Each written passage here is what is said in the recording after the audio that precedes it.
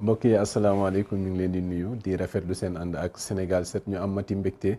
dellu soit ak yéen ci seen émission sama réew émission bi nga xam ne dafay waxtaane ci wàllu actualité waaye itam wàllu diine daal di boole le temporel et le spirituel. bu ko defee rek ñu mën jàng ci waxtaan bi nga xam ne moom la ñuy faral di amal ak suñu invité bi nga xam ne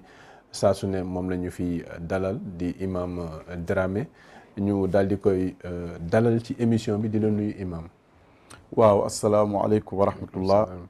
Cheikh Abdou Khader ñu ngi lay fay nuyoo di nuyu mbooleem sénégalais yi nga xam ni ñu ngi seetaan émission sama réew di jiital ci nuyoo bi xalifa généraux yëpp maa ngi leen di ndokkeel ci weer wi nga xam ni mooy weeru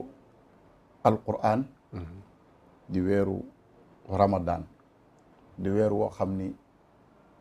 weer la boo xam ni yàlla daf ko jox xeetu yonent bi salaay sallam pour ñu raxas ci seen ay bakkaar waaye daf leen ko jox pour mu nekk njéggal daf leen ko jox pour mu nekk yërmande seen digganteeg seen borom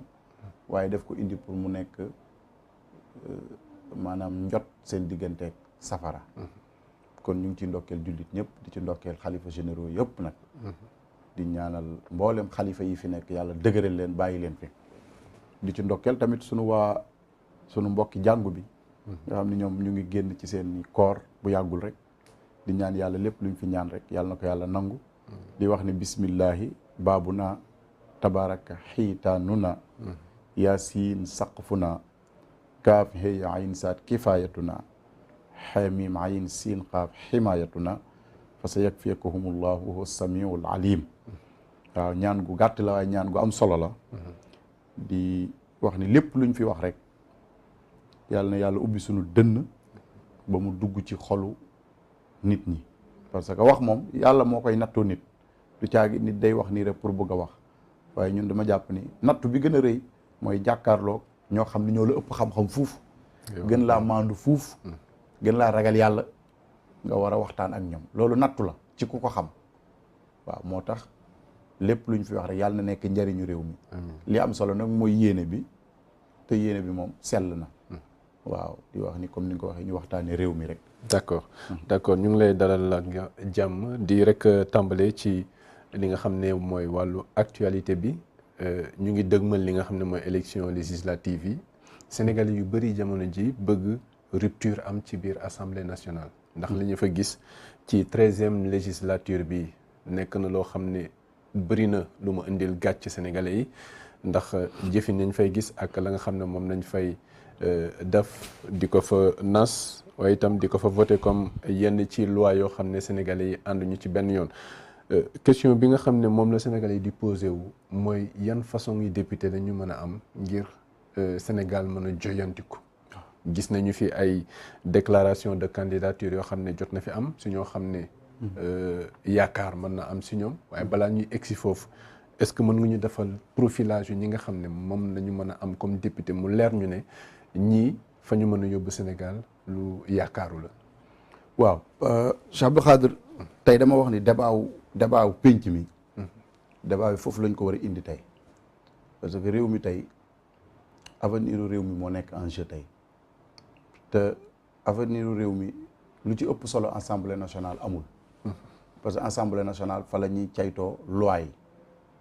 ñoom ñooy caytu li gouvernement bi war a doxal lan la yaa ngi dégg kon kër googu mooy kër bokk na ci kër yi ëpp solo ci réew mi te bu ñu nee assemblée nationale nag ñëpp a ngi ci biir national lañ wax képp kuy ab sénégalais rek war nga cee gis sa bopp man gëmuma assemblée boo xam ni maanaam dañ koy def affaire politique politicienne maanaam politique yi rek jàpp otage assemblée bi di ko def affaire partisan man gëmuma assemblée boobu moo tax bi ma déggee ay profil yoo xam ni ñu ci mel ni Pape Djibril Fall nga xam ni ñëpp nangu nañ ni boroom xam-xam la nangul nañ ko crédibilité am nangul ko manduteem ci wàllu wi mu féete bi ma déggee candidature am dama cee kontaan di ko souhaiter nag mu am ci ndam parce que ñun lu baax fépp fuy ko gis dinañ am courage yu nii lu baax la nekk noonu bu ñu gisee lu bon it fu ñu ko mën a gis donte sunu camp la féete dinañ am courage ni lii baaxul parce que sunu sëriñ Cheikh na Tidiane Chérif radiallahu anhu dafa wax ni boo gisee dëgg ji féete ci sa côté maanaam bis boo gisee dëgg ji féete ci sa noon nga gis loo xam leer na ne dëgg la waaye dëgg ji kat ci sa noon la féete yow nga taxaw dëgg jooju nga bugg ko soppi aw fen Cheikhu Tidiane nee na génn nga ci lislaam waaye boo gisee aw fen fen wi féete ci sa côté tax nga bugg koo def dëgg génn nga ci lislaam loolu Cheikh na Tidiane moo ko wax kon jullit moom fi mu war a nekk rek mooy dëgg rek lay wër fu mu gis dëgg rek taxaw fa ak dëgg jooju lu mu ko mën a kuute moo la yonent saai sallam ne xullil xaqu walaw kaana murran donte dëgg ci wex na nga ko wax réew mi nag tey discours boobu moo fi xaw a tumuranki mooy discours parloo moo fi am mooy yëkkati sama camp wàcce camp bi te ñun doxuñu ci loolu ñun li ñu gëm mooy réew mi fu ñu gis mbaax rek nañ nangu ni mbaax la ñu apprécier fu ñu gis bonet wane ni lii bon na kon Pape Djibril Fall ku ñuy encouragé la dégg nañ déclaration te réew mi soxla na tey ay profil yu mel ni Pape Djibril Fall ci biir assemblée nationale ku mel ni Guy Marius Sagna dégg nañ mu def déclaration ku ne xam na tey jii Guy Marius Sagna mérite bi mu am ci xeex injustice ak xeex lu dul dëgg ba mu jaral ko muy dem kaso ay yooni yoon taxawal itam askan wi taxawal askan wi nga xam ni mouvement boobu mu jiite muy France dégage nga xam ni damay wax ni ñoom activistes yi dama koy wax toujours te man loolu laa gëm ku leen ëpp solo ci réew mi amul parce que ñoom seen xeex yemalewuñ ko ci politiciens yi kese même boo gisee ñu bëgg a jaay doole kenn ci askan wi koo xam ne amul kàddu ñu bëgg koo jaay doole da ngay gis ni ñoom dañuy ñëw taxaw ci wetam cas bi ci mujj rek mooy cas wu Cheikh Omar Diagne gis nga niñ ci taxawee ñoom activistes yëpp taxaw temm pour jàppale Cheikh Omar Diagne bañ génne ko ci kaso bi te loolu rek moo am solo parce que loolu mooy diine loolu mooy ngor yonent bi sallallahu alayhi wa sallam moo ñu jàngal ci taarix boo demee ci xilaasu zahab mooy téere bi Seydi Hadji Malick bind ci biographie yonent bi indi na ko fa mooy xelful fudul xelful fudul mooy lan dafa bokk ci xare yi nga xam ni lu jiitu l'islam di ñëw dafa am xare yu amoon ci arab yi te xare yooyu lu ko indi woon rek mooy xeex injustice yonent bi nee na man participer naa ci xare xilful fudul mooy xare la boo xam ni waa Màkka yëpp dañoo dajaloo woon daal ni Màkka képp koo xam ni dañ laa bëgg a tegati injustice wala ñu bëgg laa jaay doole ñun waa Màkka yëpp mboolem ethnie yi mboolem xabaayil yi dinañ dajaloo xeex ak ki nga xam ni dafa bëgg a indi injustice yonent bi nee na man participer naa ci xare boobu te boobu nekkagul yonent sallallahu alayhi wa sallam bi mu ñëwee ba Médine nga xam ni nekk na prophète ba jóge Màkka gàddaay ñëw Médine teg dawla islamiya maanaam état islamique xam nga Médine la ko tegee yonent sallallahu alayhi wa sallam nee na man Muhammad sallallahu alayhi wa sallam su xelful fudul amaatoon dama ciy participer dégg nga wax boobu bu baax kon da nga ciy déggee ni l'islam ak diine christianisme ak diine juif diine yëpp li leen taxoon a jóg rek mooy xeex injustice fexe ba justice am ci penc mi fexe ba kenn ku ci ne ñu jox la sa àq ku ne ñu jox la sa droit moo tax nit ki même bu dee sa ennemi la bu ñu ko tegee injustice da ngaa war a jóg taxaw combattre yaa ngi dégg parce que loolu mooy nit parce que da ngay xam ni ki ñu ko teg nit la waxuma la nag koo xam ni yéen a bokk nationalité sénégalais bi yéen a bokk nekk ay africain d'abord bokk nekk ay sénégalais am na nu muy demee sax ngeen bokk diine am na nu muy demee ngeen bokk nekk ay sufiyanke wala am na nu muy demee sax ngeen bokk diine wala ngeen bañ a bokk diine parce que tey li am solo mooy ngeen bokk ay gis-gis mooy ngeen taxawal ni dëgg rek la ñuy xeex te Guy Marius Sagna xeex boobu am na ci solo trop kon signal bu fort la ci way politique yi moo xam opposition wala pouvoir ñu xam ni tey assemblée bi réew mi bëgg tey assemblée nationale bi askan wi di sàkku tey mooy assemblée boo xam ni duñ ko def affaire pàccoo duñ ko def affaire séddoo ay poste parce que assemblée dañoo bëgg mu nekk assemblée askan wi ñoo xam ne bu ñu àddoo rek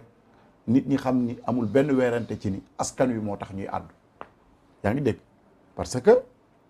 politiciens yi wane nañ dañoo lajj réew mi ci ñi xam laa wax way politique yi majorité bi wane nañ ni dañoo lajj ci naka ci mooy depuis indépendance ba tey ñen ñoo yor réew mi di ko doxal mooy way politique yi depuis Abdou Senghor jóge fi man nga ni bu fekk mënoo généraliser ñëpp mais majorité bi ñi fi jot a jaar ñëpp wane nañ ni dañoo lajj parce que lajj gi mu ngi tàmbalee ci ba léegi dama gëm ni Sénégal moomagul boppam waaw indépendance bi ñuy wax dañ koy wax nii rek mais dañoo war a moom suñu bopp moom sa bopp li ñu koy wax indépendance mooy da ngay moom sa bopp wéy ak sa xel dem ak say xalaat moom sa bopp nag mooy nga mën a orienter sa politique gu bopp yow te doo dépendre ci kenn orienter sa éducation bopp te doo dépendre ci beneen langue jàmbur moom sa bopp mooy nga am sa xaalisu bopp waaye ba léegi ci làkku jàmbur la ñuy wax ba léegi éducation jàmbur lañ yor ba léegi constitution jàmbur lañ yor dañ ñu ko copier coller indil ñu ko ba léegi làkki jàmbur la ñuy wax kon moomaguñ suñu bopp buñ naxan xaalisu jàmbur lañ yor kon réew mi tey dafa soxla nit ñu moom seen bopp am nga yaakaar ne ci profil yi ñuy gis nii waaw profil yi ñu gis nii ku mel ni Pape Djibril Fall boo ko toppee da ngay nangu ni kii taalibe murit la loolu day feeñ ci ay waxam di feeñ ci ay jëfam te murit pire da ngay moom sa bopp valeur yi daal daf ci am valeur solo yooyu parce que Serigne Touba li mu incarné lépp liñ ci mën a jàng mooy moom sa bopp moom sa bopp Serigne Touba li mu incarné mooy wane ni der bu ñuul musta dellu des ginnaaw wane ni ngëneel nekkul ci der bu weex ak der bu ñuul loolu Serigne Touba bi mu koy wax benn philosophie ci àdduna bi waxu ko yaa ngi dégg te loolu la incarné jël boppam tuddee ko xaadimul rasul yaa ngi dégg loolu Serigne Touba kuy xool philosophie murit loolu da nga ko ciy fekk te Pape Djibril di nga ko nangul ni taalibi Serigne Touba la yaa ngi dégg Guy Marius Sagna booy wër panafricaniste boo xamee lan mooy panafricanisme idéologie bi da nga xam ne mooy daw ci deretam mooy bu gisee injustice rek day jóg taxaw kon dama yemale ci dama tudd ñaari ñooñu rek mais am na benn candidature boo xam ne attiré na suñu attention muy bu maire bu Guédiawaye waaw Ahmed Aïdara boobu tamit jàpp nga ne bu intéressant la xam nga mënuma wax ni amul intéressant wul parce que nit ku nekk yaay xam li nga yëg ba déclarer sa candidature mais man ci ñii laay gën a focus parce que ñii dañ leen a xamul ci langue gi ñii dañ leen a xamoon ci xeexal réew mi donte Ahmed ko am mérite la man bokkuma ci ñi gëm ni amul mérite parce que dafa xeex ba am li mu am yëpp mais kooku da nga koy dugal rek ci classe politique bi fi nekk te li ma wax dafa am solo dama bëgg surtout opposition bi ñu déglu ma parce que ñoom ñoo gën a moom message bi may wax parce que Macky Sall moom ñëpp xam nañ ni politiciens yi lay élire loolu Sénégal yëpp xam nañ ko tey jii da lay jox ndomba tànk yaa ngi dégg ni la kaay ma def la tête de liste boo bañee da lay dàq parce que kuñ jox budget 1 milliard wala 10 wala 2 milliards 3 milliards boo nangul ñu investir la ci élection mooy dañ lay dàq te gars yi dañuy même bu ñuy perte tamit dañuy dem kon Macky Sall taxul may wax trop mais ñi gën a yokk tax may wax mooy yeewi askan wi nga xam ni ñoom tey dañu indi rupture la ñu incarné yaa ngi dégg rawatina ku mel ni président Ousmane Sonko man su may wax yeewi askan wi Ousmane Sonko moo tax may wax donte ña fa nekk ñëpp respecté naa leen waaye boo seetloo man sama focus dëgg ci Ousmane Sonko laa koy def parce que man moom laa dégg mu indi fi discours bu leer ci sama bopp buy wane ni rupture la 100%. mais discours boobu daf ko partagé ak yeneen leaders yi de. waaw mais avant xam nga ñun Sonko bi ñu koy topp boobu duggagul yeewi askan wi. bi mu ñuy jaral ñu toog ci plateau yi di ko défendre duggaguñu yeewu askan wi te du jëmmam ji la ñuy défendre tamit encore une fois jëmmam ji ñoruñu. li ñu ñor mooy idéologie bi mu porté c'est important. kon moom moo ëpp tey intérêt ci wan politiciens yi ni leen tey ensemble bi réew mi soxlawuñu ay pàccoo. li ñu soxla tey ay nit ñu crédible ci domaine boo jël ci domaine diine ji soxla nañ ci ay ñoo xam ne buñ taxawee nekkal fa daara ji nekkal fa diine ji nekkal fa valeurs yi ñooñ soxla nañ leen assemblée nationale ku mel ni Guy Marius Sagna comme ni ñu ko jëlee soxla nañ ko ñu mel ni ay Pape Djibril Fall ak ñeneen mais lii message la boo xam parce que élection yi ku yaakaar ni beneen contexte élection lañ jëm élection législative yi élection locale yi ak législative yi du nekk benn